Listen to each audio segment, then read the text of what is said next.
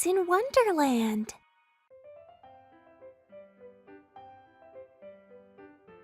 Alice was beginning to get very tired of sitting by her sister on the bank, and tired of having nothing to do.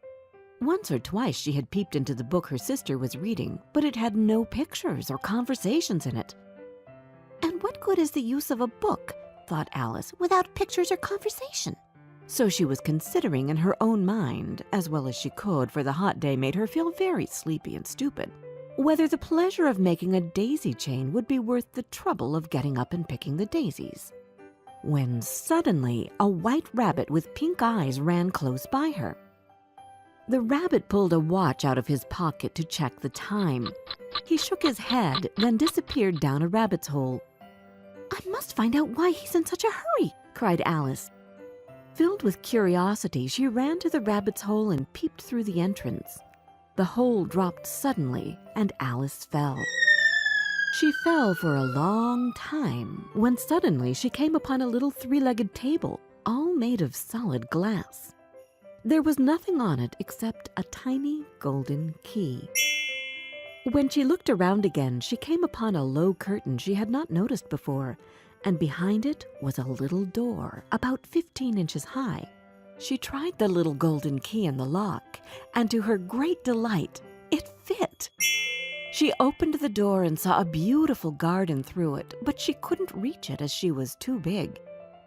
When she turned around toward the three-legged table, Alice found a green bottle that said, "Drink me," magically appeared on it.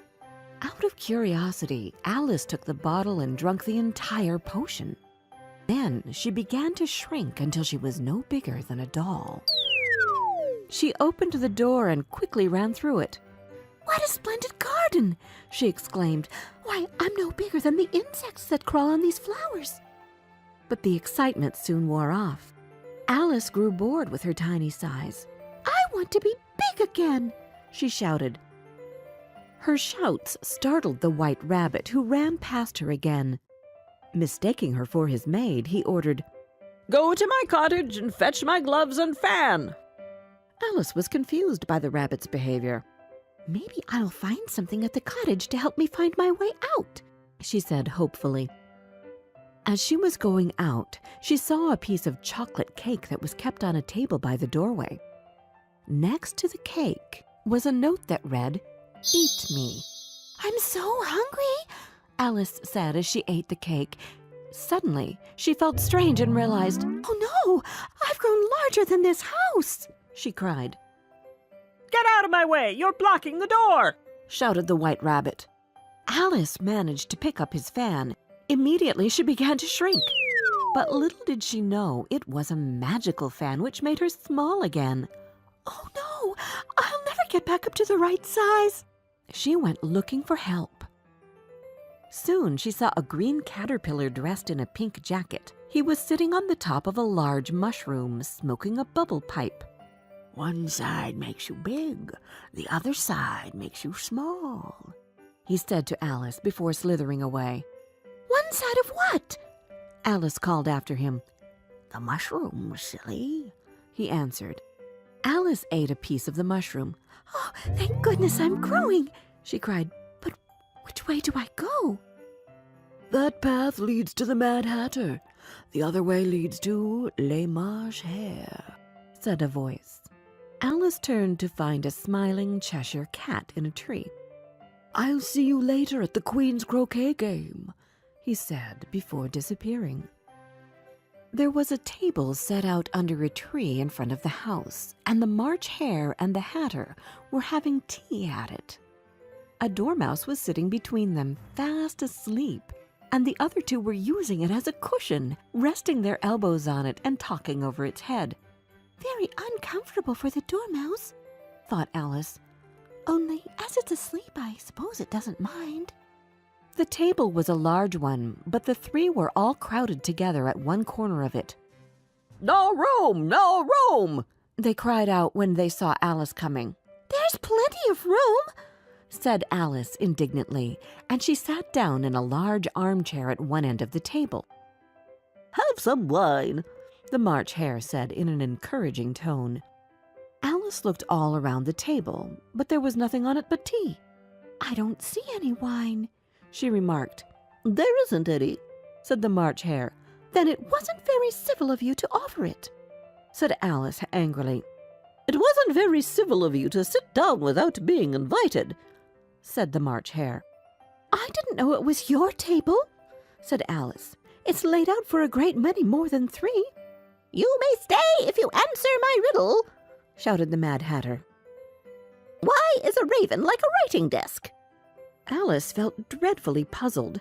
The Hatter's riddle seemed to have no sort of meaning in it, and yet it was certainly English. "Don't quite understand you," she said as politely as she could. "Have you guessed the riddle yet?" the Hatter said. "No, I give up," Alice replied. "What's the answer?" "I haven't the slightest idea," said the Hatter. "Nor I," said the March Hare. Alice sighed wearily. "I think you might do something better with the time," she said, "than waste it in asking riddles that have no answers." And she continued her walk. Suddenly, she found herself in the middle of a field where the Queen of Hearts was playing croquet. Her guards and gardeners were shaped like cards. One gardener had planted white roses by mistake and then painted them red. "Off with their heads!" shrieked the Queen. "I hate white roses!" Then she noticed Alice and asked her, "Have you ever played croquet?" "Yes," Alice timidly answered. "But I've never used a flamingo or a hedgehog." "Play with me," ordered the Queen, "and let me win, or I'll have your head."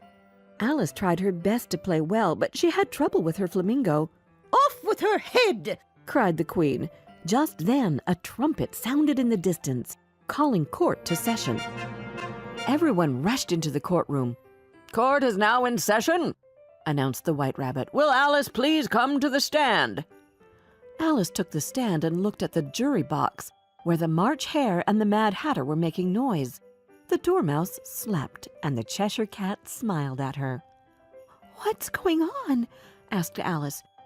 "You are guilty of stealing the delicious heart-shaped tarts," accused the Queen, "and now you must be punished. Off with her head! Off with her head!" yelled the Queen. "How silly," replied Alice. "I did not have the slightest idea what you were talking about. I was only playing croquet." Alice felt someone touch her shoulder.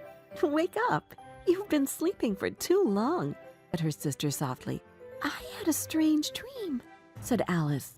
She told her sister about the White Rabbit, the Mad Tea Party, the Queen of Hearts, and the trial.